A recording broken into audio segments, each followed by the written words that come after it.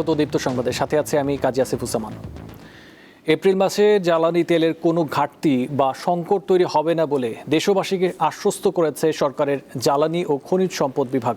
সচিবালয়ে এক বিশেষ সংবাদ সম্মেলনে এই কথা জানিয়েছেন বিভাগের যুগ্ম সচিব মনির হোসেন চৌধুরী। বলেন, সরকারের পক্ষ থেকে নেওয়া নানামুখী পদক্ষেপের ফলে তেলের সরবরাহ স্বাভাবিক থাকবে এবং জনগণকে আতঙ্কিত না হওয়ার জন্য তিনি অনুরোধ জানান। যুগ্ম সচিব বলেন, ইরান হরমুজ প্রণালী দিয়ে বাংলাদেশে যে 6টি জাহাজ ছেড়ে দেওয়ার অনুমতি দিয়েছে তার মধ্যে একটি গুরুত্বপূর্ণ অপরিশোধিত তেলের জাহাজ রয়েছে। এই জাহাজটি দেশে পৌঁছে গেলে অপরিশোধিত তেলের কোনো সংকট থাকবে না।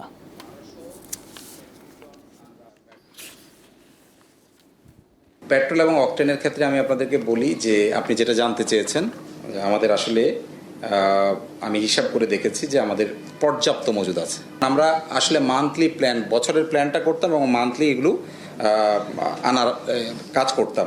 তো এখনও আমরা তাই করছি এবং কোনো সংকট ডিজেলের ক্ষেত্রেও নাই। এপ্রিল মাসটা আমরা পুরোপুরি নিরাপদ আছি। হবিগঞ্জে জ্বালানি তেলবাহী ট্রেনের 6 বগি লাইনচ্যুত হয়ে সিলেটের সাথে সারা দেশের রেল যোগাযোগ বন্ধ রয়েছে। গতকাল রাত 9:30টায় চট্টগ্রাম থেকে ছেড়ে আসা সিলেটগামী তেলবাহী ট্রেন উপজেলার মন্তলার হরিপ্রসাদপুর এলাকায় পৌঁছলে 6টি বগি লাইনচ্যুত হয়। এর মধ্যে একটি বগি উল্টে খালে পড়ে যায়।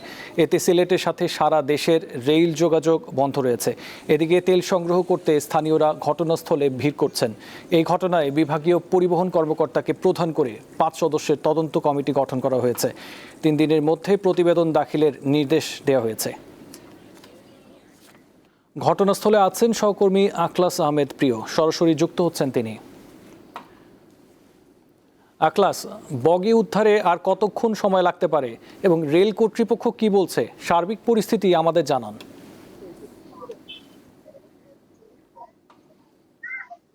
হ্যাঁ আসিফ, আপনি যেমনটা বলছিলেন যে গতকাল রাত 9:30টার দিকে যে হবিগঞ্জের মাধবপুর উপজেলার যে হরিপ্রসাদপুর এলাকা, যে মনতলা রেল স্টেশন এলাকায় কিন্তু একটি তেলবাহী ট্রেন লাইনচ্যুত হয়ে যায় এবং সাথে সাথে কিন্তু 6টা বগি কিন্তু লাইনচ্যুত হয়ে পড়ে। এর মধ্যে একটি বগি কিন্তু পার্শ্ববর্তী খাদে পড়ে যায়। এরপর থেকে মধ্যরাতে কিন্তু আখাউড়া থেকে একটি উদ্ধারকারী ট্রেন এখানে ঘটনাস্থলে পৌঁছে তারা কিন্তু এই গতকাল রাতে কিন্তু এখন পর্যন্ত উদ্ধার কাম চালিয়েছেন। আমি যদি আপনাকে একটু দেখাতে চাই যে বিশেষ করে হবিগঞ্জের যে মাধবপুর উপজেলার যে মনতলা রেল স্টেশন এলাকা, এখানে যে বগিগুলো উদ্ধার করা হচ্ছে। এখন পর্যন্ত রেল কর্তৃপক্ষ আমাদের যেমনটা জানিয়েছেন যে 5টি বগি তারা উদ্ধার করেছেন, আর একটি বগি উদ্ধারে কিন্তু কাজ চলমান রয়েছে।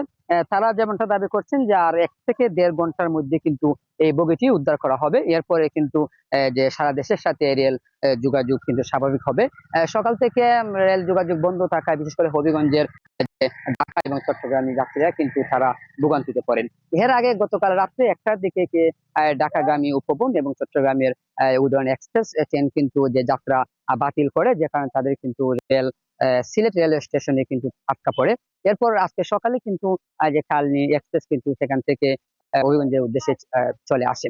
আসিফ, আমি একটি বিষয় আপনাকে জানাতে চাই যে রাত্রে যখন রেলবাহী ট্রেনটি লাঞ্ছিত হয়ে পড়ে তখন অনেক তেল কিন্তু পড়ে যায়, বিশেষ করে স্থানীয়রা কিন্তু তেল সংগ্রহ করেন। এর কিছুক্ষণের মধ্যে কিন্তু হবিগঞ্জের যে বিজিবি সেখানে অভিযান চালায় এবং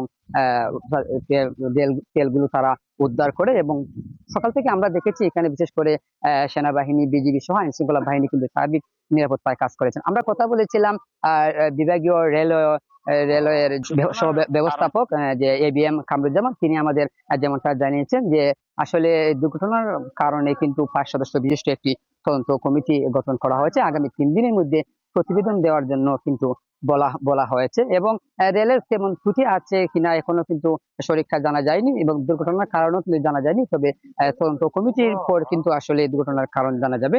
রেল কর্তৃপক্ষ আমাদের কিন্তু বারবার এটি বলছেন যে আগামী 1 থেকে 2 ঘন্টার মধ্যে যদি বগিটি উদ্ধার করা হয় তাহলে কিন্তু রেল যোগাযোগ সারা দেশের সাথে স্বাভাবিক হবে।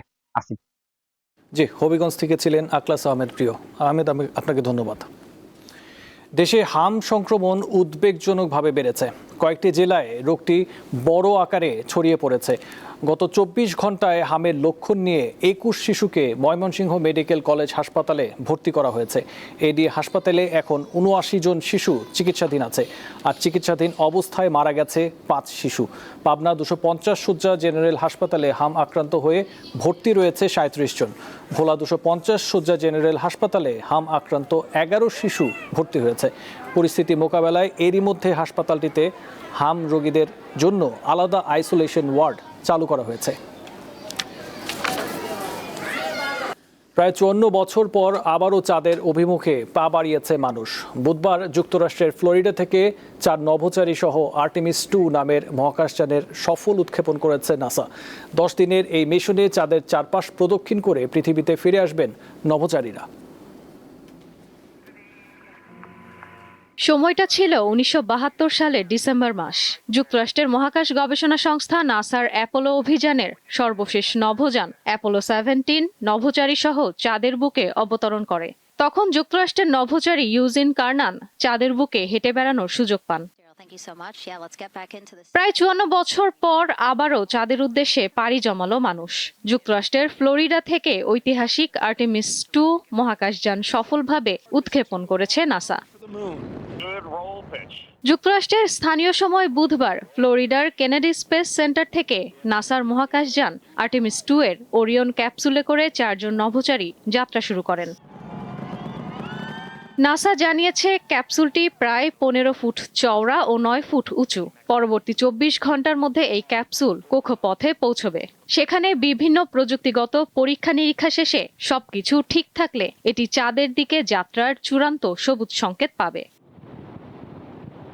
এই মিশনে অংশ নিয়েছেন যুক্তরাষ্ট্রের Reid Wiseman, Victor Glover, Christina Koch এবং কানাডিয়ান স্পেস এজেন্সির জেরেমি হ্যানসেন। বিশেষ এই মিশনে নভোচারীরা সরাসরি চাঁদের মাটিতে অবতরণ করবেন না। 10 দিনের এই মিশনে তারা চাঁদের চারপাশ প্রদক্ষিণ করে পৃথিবীতে ফিরে আসবেন। মানুষবাহী এই পরীক্ষামূলক অভিযানের মূল লক্ষ্য চাঁদে নিয়মিত যাতায়াত শুরু করা। 2028 সালের মধ্যে চাঁদের দুর্গম দক্ষিণ মেরুতে আবারও মানুষের অবতরণের লক্ষ্য নির্ধারণ করেছে নাসা। চীনের সঙ্গে ক্রমবর্ধমান মহাকাশ প্রতিযোগিতার মুখে যুক্তরাষ্ট্রের এই মিশনকে অত্যন্ত গুরুত্বপূর্ণ মনে করা হচ্ছে। চীনও 2030 সালের মধ্যে চাঁদে নভোচারী পাঠানোর লক্ষ্য নিয়ে কাজ করছে। যুক্তরাষ্ট্র এই মিশনের অভিজ্ঞতাকে কাজে লাগিয়ে চাঁদের খনিজ সম্পদ আহরণ এবং ভবিষ্যতে মঙ্গলের মতো দূরবর্তী গ্রহে মানুষের বসতি স্থাপনের পথ সুগম করতে চায়। ইশরাত সুমা, দীপ্ত বার্তা কক্ষ। খেলার খবর। শনিবার হতে পারে ক্রিকেট বোর্ডের সভা। এই সভা নিয়ে বিসিবির ভেতরে গুঞ্জন রয়েছে। অনেকের মতে এটাই বর্তমান পরিচালনা কমিটির শেষ সভা হতে পারে, কারণ বিসিবির নির্বাচনে অনিয়ম তদন্তে 5 সদস্যের কমিটি গঠন করে জাতীয় ক্রীড়া পরিষদ। এরই মধ্যে সাবেক ও বর্তমান মিলে প্রায় 30 জন পরিচালক তদন্ত কমিটির কাছে সাক্ষাৎকার দিয়েছেন। এদিকে নানা গুঞ্জনের অবসান শেষে 29শে মার্চ অস্ট্রেলিয়া থেকে দেশে ফেরেন বিসিবি সভাপতি আমিনুল ইসলাম বুলবুল। মেইল বার্তায় তদন্ত কমিটির বিভিন্ন প্রশ্নের উত্তর পাঠিয়েছেন তিনি। এশিয়ান গেমসে বাছাই পর্বে চাইনিজ তাইপেকে 4-3 গোলে হারিয়ে শুভ সূচনা করেছে বাংলাদেশ জাতীয় হকি দল। ব্যাংককের রয়্যাল থাই এয়ারফোর্স হকি মাঠে যদিও শুরুতে গোল হজম করে বাংলাদেশ দল, সেখান থেকে ঘুরে দাঁড়িয়ে শেষ পর্যন্ত 4-3 ব্যবধানের লড়াইয়ে জয় নিশ্চিত হয় বাংলাদেশের। জোড়া গোল করেন আশরাফুল ইসলাম, অন্য 2টি গোল করেন আমিরুল ইসলাম ও দিন ইসলাম। আগামীকাল নিজেদের দ্বিতীয় ম্যাচে শ্রীলঙ্কার মুখোমুখি হবে বাংলাদেশ। বাছাইয়ে 9 দলের মধ্যে শীর্ষ 6 দল এশিয়ান গেমসে খেলার সুযোগ পাবে। প্রতিযোগিতা শেষ হবে 10 এপ্রিল। এই বছরের সেপ্টেম্বরে জাপানে হবে এশিয়ান গেমসের 20তম আসর। এই ছিল এখনকার মতো। পরবর্তী সংবাদ দেখার আমন্ত্রণ রইল। এছাড়া আরও তথ্য বিনোদনের জন্য চোখ রাখুন দীপ্ত টিভির ডিজিটাল প্ল্যাটফর্মগুলোতে। ধন্যবাদ।